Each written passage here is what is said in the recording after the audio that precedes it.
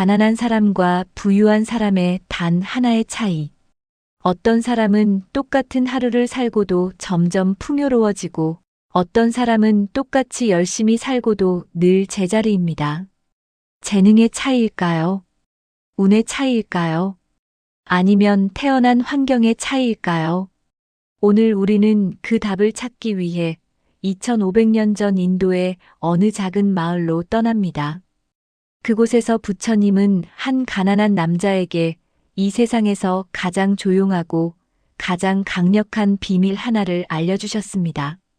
그 비밀은 단 하나의 차이에서 비롯됩니다. 그리고 그것은 여러분이 생각하는 그 무엇도 아닐 것입니다. 1장. 두 사람이 같은 날, 같은 길을 걷다. 기원전 어느 봄날이었습니다. 인도 마가다국의 작은 마을 외곽, 이른 아침부터 먼지가 날리는 흙길. 위에 두 남자가 거의 같은 시각에 집을 나섰습니다. 하늘은 맑았고 들판에는 이제 막 초록빛이 번지기 시작했습니다. 멀리서 소 울음소리가 들렸고 시장으로 향하는 사람들의 발소리가 길 위에 하나둘 섞이고 있었습니다. 한 사람의 이름은 수바다였습니다. 그는 젊고 건강했습니다. 손에는 새벽부터 일어나 정성껏 구운 도자기 항아리 3개가 들려 있었습니다.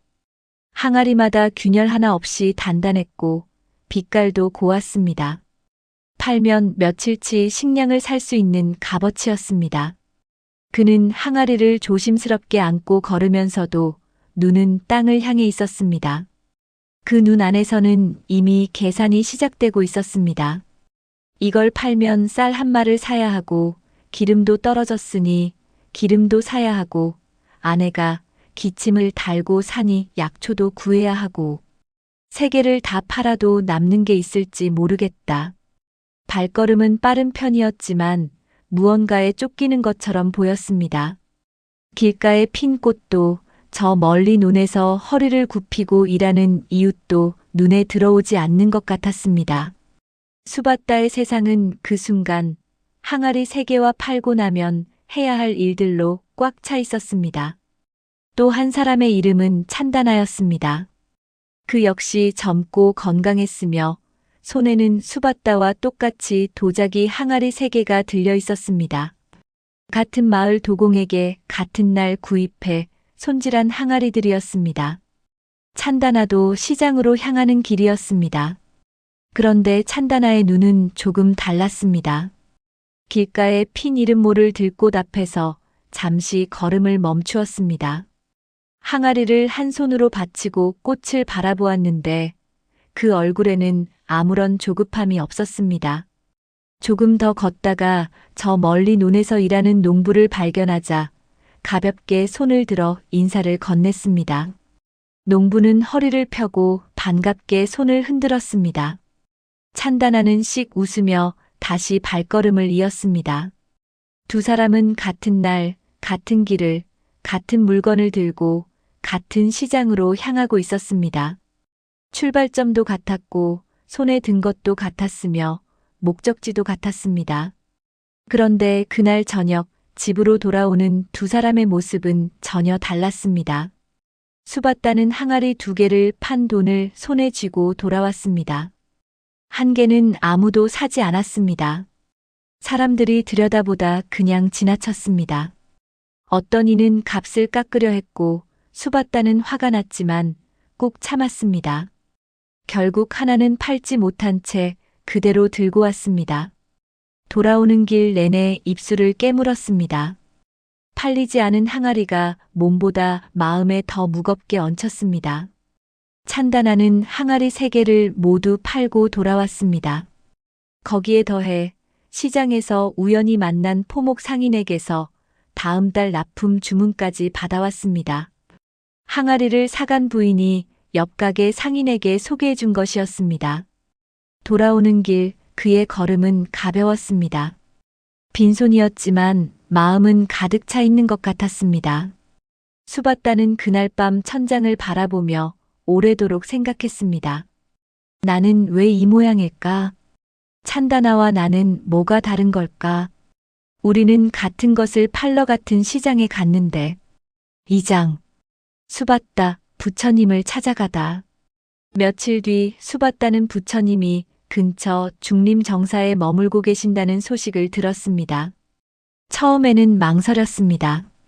자신의 가난이 부끄러웠고 이런 사소한 일로 부처님을 찾아뵙는 것이 실례인 것 같기도 했습니다.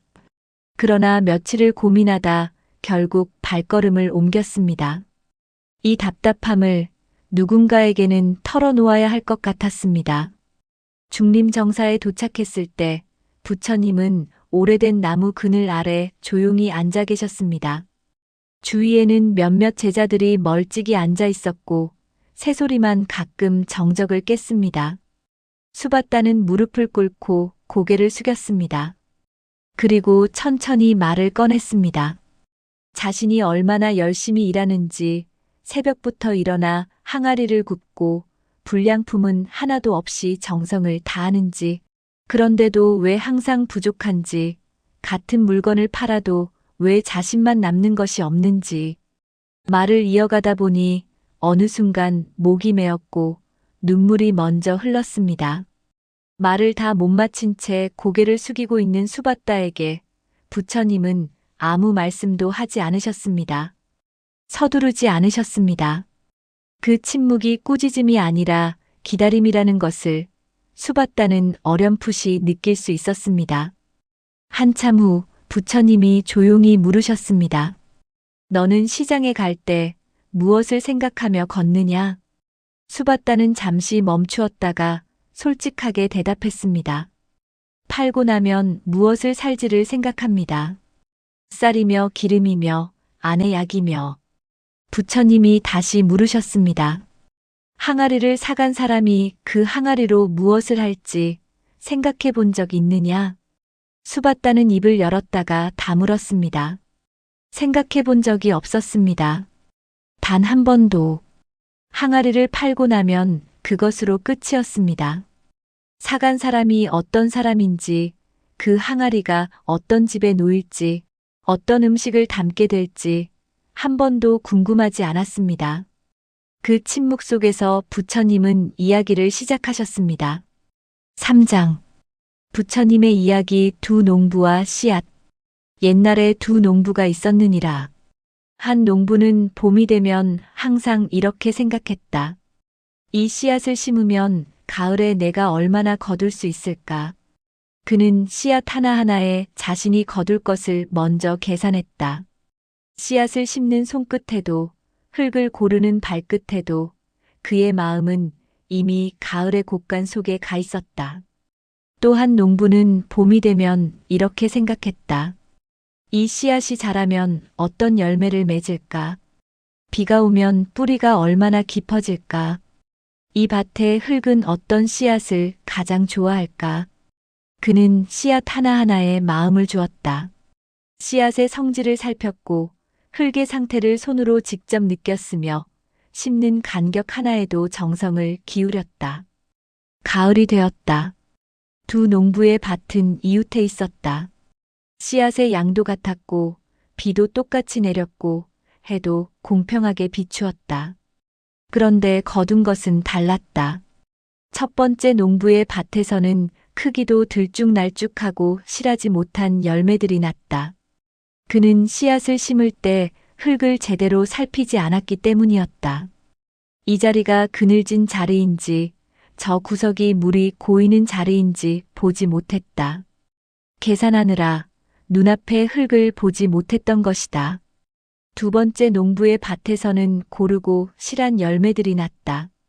그는 씨앗을 심을 때 씨앗과 흙을 먼저 살폈기 때문이었다. 어디에 무엇을 심어야 하는지를 알았고 그 알미 열매가 되었다. 부처님은 여기서 잠시 말을 멈추셨습니다. 먼 곳을 바라보시는 듯한 눈빛이셨습니다. 수받다야, 너는 어느 농부와 닮았느냐? 수받다는 아무 말도 하지 못했습니다. 대답하지 않아도 이미 알고 있었습니다. 자신이 첫 번째 농부라는 것을. 4장. 부처님이 밝히신 단 하나의 차이. 부처님은 천천히 그러나 또렷하게 말씀하셨습니다.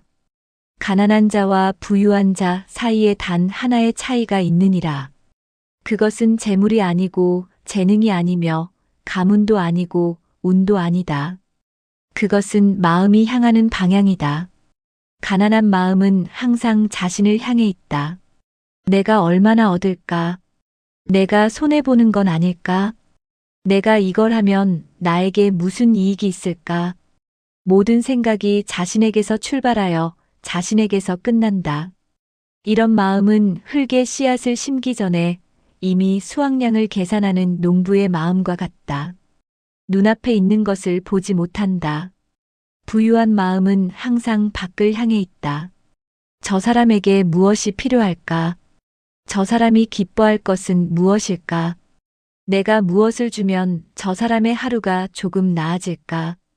모든 생각이 자신에서 출발하여 다른 사람에게서 끝난다. 이런 마음은 씨앗이 자랄 흙을 먼저 살피는 농부의 마음과 같다. 그래서 그 손이 닿는 것들이 달라진다. 이것을 내가 보시라 부른다. 보시는 크게 베풀어야만 하는 것이 아니다. 손에 아무것도 없어도 마음이 밖을 향하면 그것이 보시다. 손에 많은 것을 들고 있어도 마음이 오직 자신만을 향하면 그것은 쌓임이 아니라 막힘이다. 수받다는 그 말을 들으며 가슴 깊은 곳이 뜨거워지는 것을 느꼈습니다. 그러면서도 한편으로는 억울한 마음이 올라왔습니다. 그는 가난해서 그런 것이 아닌가. 부족하니까 아끼고 계산할 수밖에 없는 것이 아닌가. 그 마음을 읽으셨는지 부처님이 부드럽게 말씀을 이으셨습니다. 너를 꾸짖는 것이 아니다. 자신만을 향하는 마음은 나쁜 마음에서 오는 것이 아니라 두려움에서 온다. 부족하다는 두려움, 잃어버릴 것 같다는 두려움, 이대로라면 안 된다는 두려움. 그 두려움이 너의 눈을 안으로만 돌리게 한 것이다. 그것은 내 잘못이 아니다. 하지만 기억하거라. 두려움으로 움켜진 것은 결국 새어나간다. 꽉 쥔 손 안에 모래처럼. 열린 손이 더 많이 받는다. 흐르는 물이 고인 물보다 맑다. 이것이 이 세상이 움직이는 방식이다. 5장. 찬다나의 비밀. 수받다는 중림정사에서 돌아와 며칠 동안 그 말씀을 가슴속에서 놓지 않았습니다. 밥을 먹을 때도, 항아리를 구울 때도, 잠자리에 들 때도 그 말씀이 맴돌았습니다. 마음이 향하는 방향. 자신을 향한 마음과 밖을 향한 마음. 그 차이가 진짜라면 찬다나가 잘 되는 이유가 설명됩니다. 그러나 그것이 정말인지 확인하고 싶었습니다. 며칠이 지난 후 수받다는 용기를 내어 찬다나를 찾아갔습니다. 찬다나는 마당에서 항아리를 닦고 있었습니다. 수받다가 찾아온 것을 보고 반갑게 일어섰습니다. 두 사람은 나무 아래 앉아 이야기를 나누었습니다. 수받다는 돌려 말하지 않고 직접 물었습니다. 너는 어떻게 항상 다 파는 거야? 나는 똑같은 항아리를 들고 가도 남기고 오는데. 찬다나는 잠시 의아한 표정을 지었습니다. 자신이 무언가 특별한 기술을 쓴다고 생각해 본 적이 없었기 때문입니다. 그는 잠시 생각하다가 천천히 말했습니다.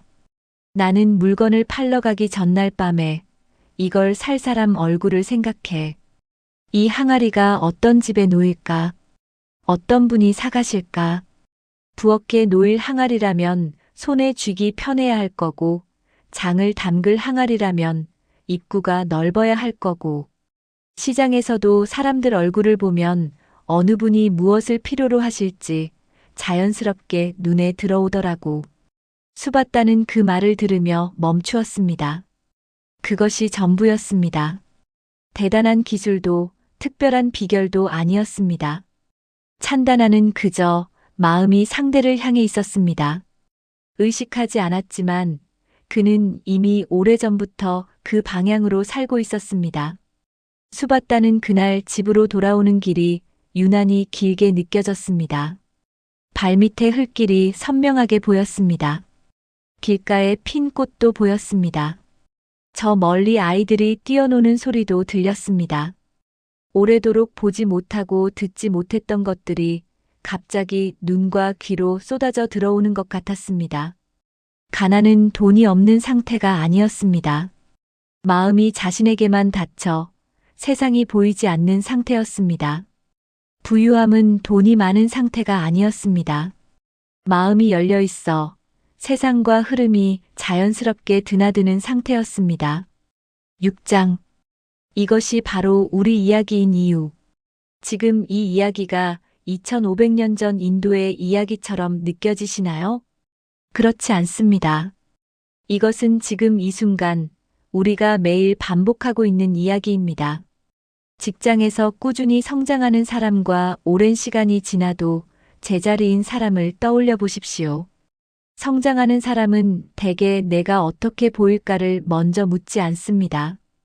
이 팀에, 이 조직에 지금 무엇이 필요한가를 먼저 묻는 사람입니다. 자신의 평가보다 팀의 방향을 먼저 보는 사람입니다. 사업에서 오래 성장하는 사람과 반짝하다 사라지는 사람을 생각해 보십시오. 오래 성장하는 사람은 내가 얼마나 벌까보다 고객이 진짜 원하는 것이 무엇인가를 먼저 파고드는 사람입니다. 그 사람의 불편함, 그 사람의 바람, 그 사람의 하루를 먼저 이해하려는 사람입니다. 인간관계도 마찬가지입니다. 어디를 가도 사람이 모이고 어딜 가도 연결이 생기는 사람들이 있습니다. 그 사람들의 공통점을 살펴보면 대개 자신의 이야기를 먼저 꺼내는 사람이 아닙니다. 상대의 이야기를 먼저 궁금해하고 상대의 감정을 먼저 살피는 사람입니다. 이것은 착하게 살라는 도덕 이야기가 아닙니다. 이것은 에너지의 흐름에 관한 이야기입니다. 모든 풍요는 흐름에서 옵니다. 막힌 물은 썩습니다. 흐르는 물은 맑아집니다. 마음도 그렇습니다. 자신에게만 향한 마음은 순환이 일어나지 않습니다. 주는 것도 없고 들어오는 것도 막힙니다. 그러나 밖을 향한 마음에서는 주고받음이 생기고 연결이 생기고 그 순환 속에서 풍요가 자라납니다. 이것은 불교의 교리가 아닙니다. 강물이 흐르는 방식이고 씨앗이 열매를 맺는 방식이며 사람이 사람과 이어지는 방식입니다. 우주가 움직여온 방식입니다. 7장. 지금 우리가 할 수 있는 하나의 실천. 부처님이 말씀하신 것은 거창하지 않습니다. 당장 내일부터 모든 것을 남을 위해 살라는 것이 아닙니다. 가진 것을 전부 나눠주라는 것도 아닙니다. 그런 변화는 오히려 부담이 되어 오래가지 못합니다. 부처님이 말씀하신 것은 딱 하나입니다. 마음이 향하는 방향을 딱 조금만 바꾸어 보라는 것입니다. 오늘 누군가를 만날 때 가장 먼저 이 질문을 속으로 해보십시오. 이 사람에게 지금 무엇이 필요할까? 시장에서 혹은 가게에서 무언가를 살 때 파는 사람의 수고를 한 번만 떠올려 보십시오. 그리고 그 수고에 진심이 담긴 말 한마디를 건네 보십시오. 직장에서 회의를 할 때 내 의견이 채택될까 보다. 이 팀이 지금 가장 필요로 하는 것이 무엇일까를 먼저 물어보십시오. 가족과 밥상에 앉았을 때 오늘 하루 자신에게 있었던 일을 꺼내기 전에 맞은편에 앉은 사람의 얼굴을 한번 먼저 바라보십시오. 그 얼굴에 무엇이 담겨 있는지. 이것이 전부입니다. 이 작은 방향 전환이 수바다의 삶을 바꾸었듯 여러분의 삶도 조금씩 그러나 분명하게 바꿉니다. 왜냐하면 마음이 향하는 방향이 바뀌면 눈에 보이는 것이 달라지기 때문입니다. 눈에 보이는 것이 달라지면 손이 닿는 것이 달라집니다. 손이 닿는 것이 달라지면 삶이 달라집니다. 이것이 부처님이 말씀하신 인과의 이치입니다. 8장. 수바다의 다음 계절. 그로부터 한 계절이 지났습니다. 수바다는 여전히 같은 마을에 살았고 여전히 새벽부터 일어나 항아리를 구웠습니다. 달라진 것은 하나였습니다. 이제 그는 항아리를 구우면서 생각합니다. 이 항아리를 사가실 분이 누구일까? 신혼부부라면 예쁜 모양을 좋아할 것이고, 나이 드신 어르신이라면 손에 쥐기 편한 것을 원하실 것이고, 식당을 하는 분이라면 오래 쓸 수 있는 튼튼한 것을 찾으실 것이다. 그 생각이 손으로 전해졌고, 손끝이 달라졌으며, 항아리의 모양이 조금씩 달라졌습니다. 시장에서도 달라졌습니다. 이제 그는 항아리를 먼저 내밀지 않습니다. 앞에 선 사람의 얼굴을 먼저 봅니다. 이분이 무엇을 필요로 하시는지 먼저 묻습니다. 그 질문 하나가 대화가 되었고, 대화가 신뢰가 되었으며, 신뢰가 다음 거래가 되었습니다. 반 계절이 지나지 않아 수바따의 항아리는 시장에서 입소문이 났습니다. 누군가 그의 항아리를 사가면 그 사람이 또 다른 사람에게 소개했습니다. 어느 날은 한 번도 가본 적 없는 마을에서 사람이 찾아왔습니다. 수바따의 항아리를 쓰는 이웃에게 소개받았다고 했습니다. 그는 여전히 열심히 일했습니다. 그러나 이제는 그 열심이 막히지 않고 흘렀습니다. 두려움으로 움켜쥐던 손이 조금씩 펴지자 오히려 더 많은 것이 들어왔습니다. 꽉 쥔 손이 아니라 열린 손이 더 많이 받는다는 것을 그는 이제 몸으로 알았습니다. 그것이 전부였습니다. 마음의 방향이 바뀌었을 뿐인데 삶이 다르게 흐르기 시작했습니다. 마무리.